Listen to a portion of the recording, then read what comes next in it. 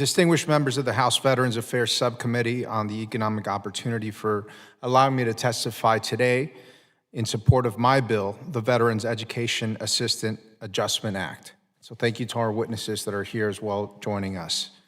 Our veterans have made an extraordinary sacrifice for our country, and it's our duty to support them as they transition to civilian life and pursue their educational goals. The post-9/11 GI Bill has been a key part of our promise to veterans, offering them the educational benefits they need to reach their academic and their career goals post-service.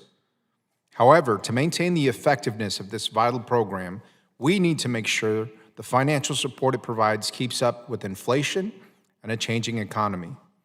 Currently, the financial support for books, supplies, and equipment provided under the post-9/11 GI Bill stands at $1,000 per year.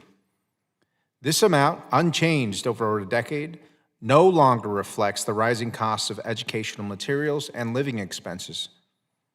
My bill, the Veterans Education Assistance Adjustment Act, would increase the maximum stipend for books and supplies to $1,400 per year. Additionally, it introduces a cost of living adjustment each year, ensuring that the financial support keeps pace with inflation and the ever-increasing costs that our veterans and their families face today. Books and other educational supplies can be a barrier for many students. 2008 was the last time an adjustment was made. Alarmingly, $1,000 in 2008 is equal to $1,450 today. Veterans should not be required to subsidize that additional cost with their limited incomes. As the costs of materials rise, our veterans deserve the necessary financial support to continue their education. My district, New Mexico's 2nd Congressional District, which one of the highest rates of service per capita, including the highest rates amongst Native Americans, is home to almost 50,000 veterans, and New Mexico is home to 3,700 veterans currently enrolled in Veteran Educational Assistant benefits, and I'm honored to come before this committee today to advocate for them and the benefits they rightfully deserve for serving our country, as well as all the veterans enrolled in these benefits in all of our districts across the country. It has been well over a decade since anyone took into account the cost of education supplies for veterans, and that's why I'm here today to advocate for my bill that will provide veterans with the financial stability that they need to focus on their studies as they transition to civilian life. We need to do better to assist the heroes who served our country. The cost of books should not be a barrier to education and to a future career.